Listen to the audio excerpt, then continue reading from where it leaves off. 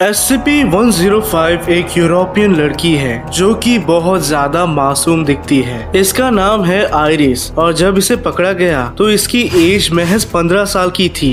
SCP-105 के file में iris अकेली नहीं है बल्कि उसके साथ है SCP-105-B जो कि है एक पोलराइड कैमरा जो कि बना है 1982 में। सच बताओ तो ये दोनों ही बहुत नॉर्मल लगते हैं, लेकिन यहाँ पर घबराने की बात यह है कि अगर आइरिस ने उस कैमरा से किसी की तस्वीर ले ली तो वो तस्वीर जिंदा हो जाती है। इन फोटोज के माध्यम से आइरिस रियल टाइम में देख पाती है कि उस फोटो वाले जगह में क्या हो रहा है और साथ ही साथ वो अपने उंगली के इशारे पर चेंज भी कर सकती है। इन फोटोज को बस टच करने पर वो देख पाती है कि ओरिजिनल जगह में क्या चल रहा है। लेकिन जब ये फोटोज SCP फाउंडेशन के पास आए तो ये बिल्कुल भी काम नहीं करते। दरअसल इन्हें बस आइरिस ही प्ले कर सकता है। और मैं आपको बता दूं कि वैसे तो ये कैमरा बहुत ही पावरफुल और यूजफुल है, लेकिन इसे सिर्फ आइरिस ही चला सकता है। दूसरा कोई अगर इससे फोटो निकाले तो वो एक नॉर्मल तस्वीर होगी।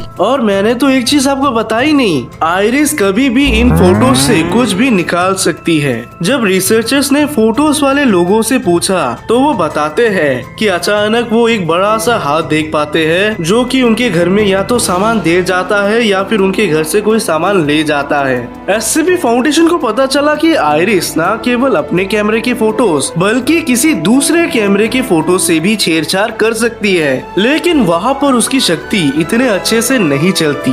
शायद ऐसा हो सकता है कि इतने सालों तक कैमरा को अपने साथ रखकर आइरिस इस कैमरे की शक्ति को अपने में एब्जॉर्ब कर चुकी है। तो आइरिस का ये भांडा फूटता है उसके बॉयफ्रेंड के मर्डर से। जी हाँ, एक दिन अचानक आइरिस के बॉयफ्रेंड का मर्डर हो जाता है और पुलिस को क्राइम सीन में आइरिस दिखती है। पूछताछ में आइरिस बताती है कि वो अपने बॉयफ्रेंड से कॉल पर बात कर रही थी और तभी अचानक उसका मर्डर हो गया। लेकिन जब पुलिस ने कॉल रिकॉर्ड्स को चेक किया तो उन्हें पता चला कि उस टाइम आइरिस ने अपने बॉयफ्रेंड को कोई कॉल नहीं किया। इसका मतलब वो झूठ बोल रही है और इसी बुनियाद पर उसे अरेस्ट कर लिया गया। अपने बॉयफ्रेंड के मर्डर का प्राइम सस्पेक्ट बनती है आइरिस और फिर उसने कोर्ट में बताया कि उसने अपने बॉयफ्रेंड का फोटो लिया था और इसी फोटो के माध्यम से वो देख पा रही थी कि वो मर्डरर उसका मर्डर कर रहा था। ये सारी बातें सुनकर जज भी कंफ्यूज हो गए और फिर उन्होंने इसे मेंटल केस बताकर आइरिस को मेंटल असाइलम में भेज दिया।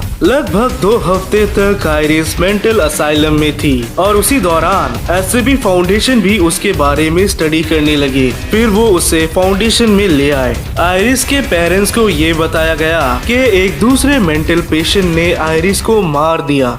अगर ये फाउंडेशन वाले आइरिस को ना लेके जाते तो पक्का उसकी शादी मुझसे होती। फिर क्यों लेते हो तुम प्यार का इतना तेज। इंटरोगेशन के दौरान रिसर्चर पूछते हैं कि उसे ये सुपर नेचुरल एबिलिटी कहाँ से मिली। वो बताती है कि जब वो छोटी थी तब उसके पेरेंट्स उसके लिए ये कैमरा लाए थे। शुरू में तो सब कुछ नॉर्मल था, लेकिन फिर वो देख पाती है कि उसके खींचे गए फोटोज मूव करते हैं। रिसर्चर ने आइरिस से एक डील कर ली कि अगर वो SCP फाउंडेशन के मिशंस में हेल्प करती है तो वो उसे उसका कैमरा लौटा देंगे। और फिर यही हुआ। आइरिस की मदद से काफी सारे SCPs पर नजर रखा गया, साथ ही साथ उसे एक एजेंट भी बना दिया गया और फिर वो मिशंस पे जाने लगी जहाँ पर वो फोटोज खींचती थी और फिर SCP फाउंडेशन नजर रखते थे।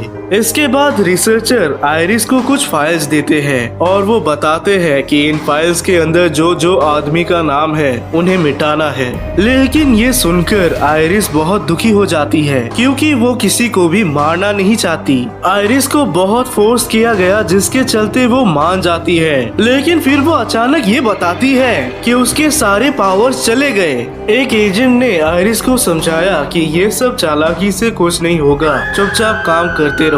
ये सब सुनकर अचानक वो पागलों जैसे चिल्लाने लगी, जिस उसके बाद उसे एजेंट की नौकरी से निकाल दिया गया। साथ ही उसके ऊपर कई टेस्ट किए गए और यही पता चला कि वो नॉर्मल हो चुकी है। इन सब के चलते एससीपी फाउंडेशन ने ये फैसला लिया कि वो आयरिस को एमनेस्टिक्स देंगे और वो उसे दोबारा घर भेज देंगे। लेकिन यहाँ पर कुछ तो गड़बड़ जरूर है। फाउंडेशन एक बार फिर सब कुछ री एग्जामिन करते हैं और यहाँ पर उन्हें पता चलता है कि ये सब कुछ रिसर्चर का एक प्लान है। दरअसल हुआ यूं कि इन्वेस्टिगेशन के दौरान रिसर्चर और आयरिस के बीच में चक्कर चलने लगा, जिसके चलते रिसर्चर ने आयरिस को दोबारा घर भेजने की सोची। पर कुछ रिसर्चर्स ने सब कुछ सुन लिया और इन दोनों का ये प्लान फेल हो गया।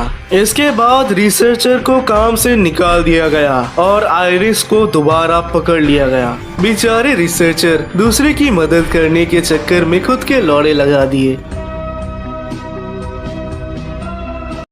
आयरिस का कभी पावर गया ही नहीं था। वो सब उसकी मर्जी से होता है। उसकी मर्जी से वो फोटो से कुछ भी निकाले और मर्जी ना हो तो फोटो मूव नहीं करेगी। अगर मैं आपको प्रेजेंट की बात बताऊं तो फिलहाल आयरिस एक बहुत बड़े रैंक की ऑफिसर बन चुकी है और वो एससीपी फाउंडेशन के एजेंट्स के साथ ही रहती है। और तो और वो फाउंडेशन में बहुत मस्ती करती है, इनफैक्ट रील्स तक बनाती है।